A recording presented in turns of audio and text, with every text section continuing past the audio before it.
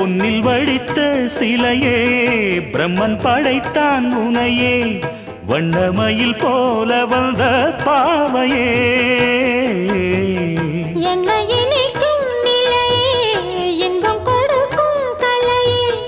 உன்னை எண்ணி வாழும் எந்தன் நாவியே கண்ணிமையில் தூண்டிலிட்டு காதல் தனை தூண்டிவிட்டு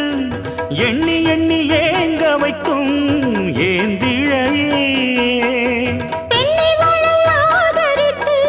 பேசி தொட்டு காதலித்து